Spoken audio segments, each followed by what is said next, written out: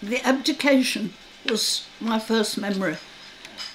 The abdication speech by Edward VIII was televised, and we watched that on people's television, and we were horrified.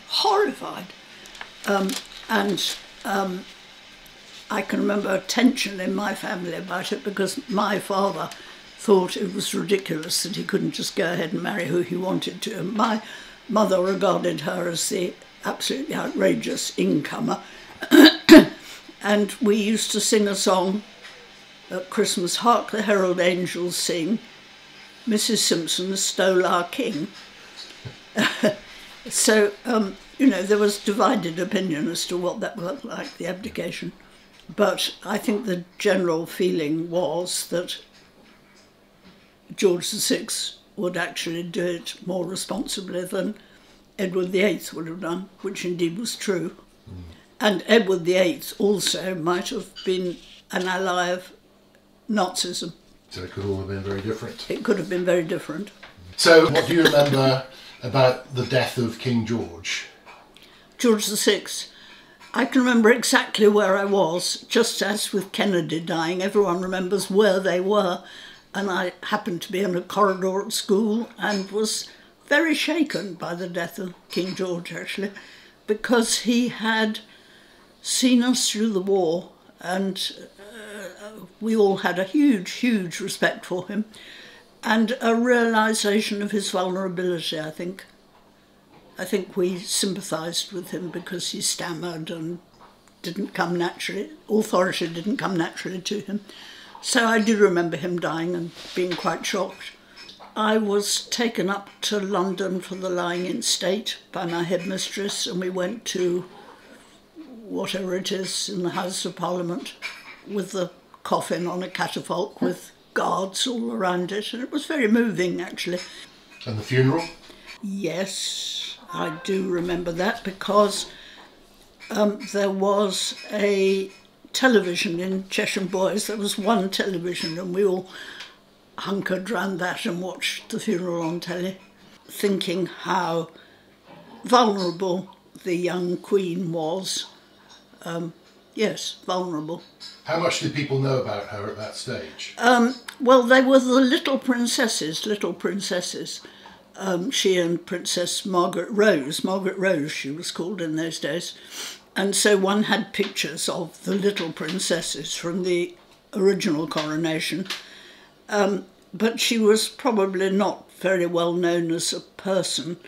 She'd been in the ATS during the war, and that was said to be a very good thing, obviously, because she was wearing uniform and doing a job. ATS? Yes, I think it was the ATS, the Auxiliary Training Service. She drove lorries and mended lorries and things. She was hands-on, okay.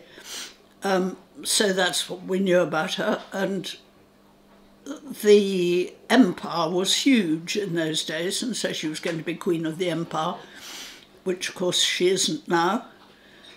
So the concept of monarchy has changed a lot, I think, really. So moving towards the coronation, what was the atmosphere in the country as it built to that? I was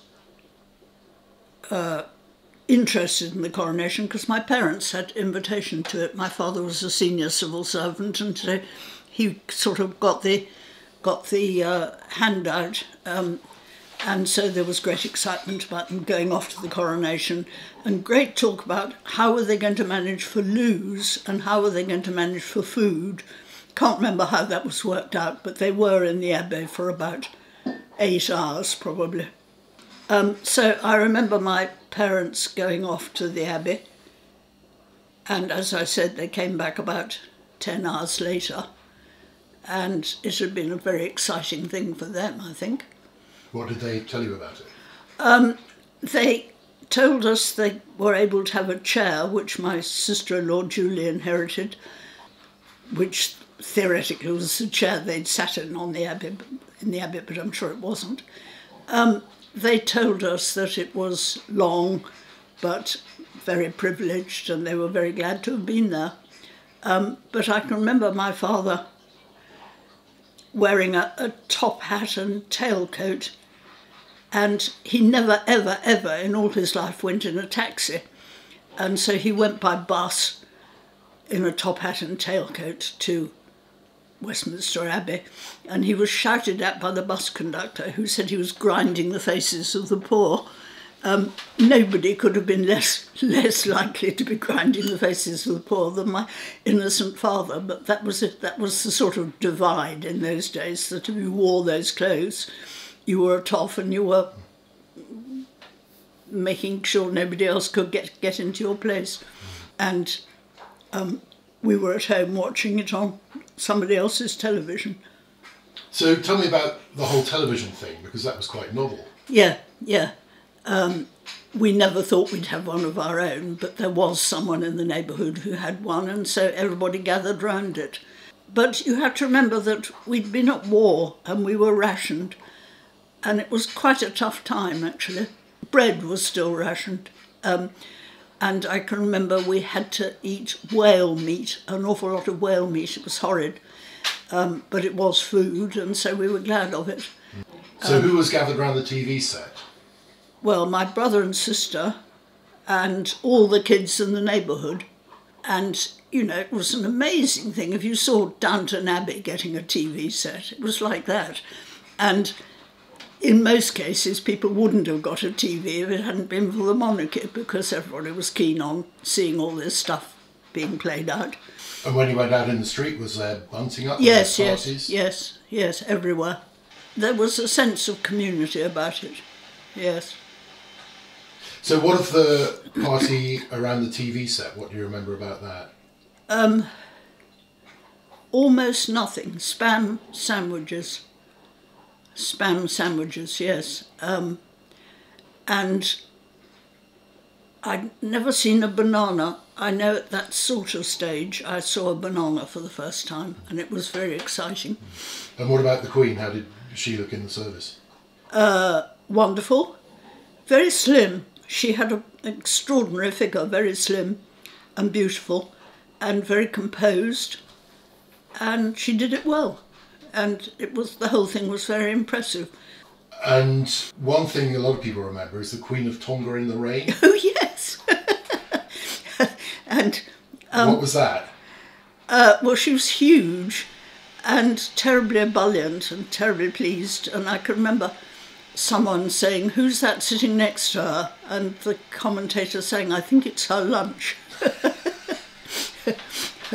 Yeah, so it was very much a Commonwealth thing, because the Commonwealth was the Empire was very important.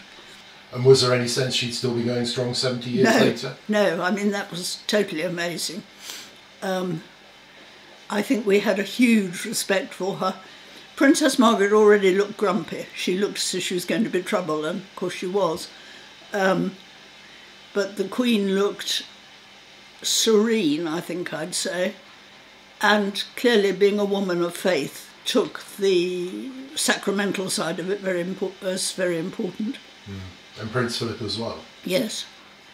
So he was quite a presence at the whole thing? Yes. And hugely handsome. I mean, he was hugely handsome. All my friends were in love with Prince Philip. And can you remember when your parents got home?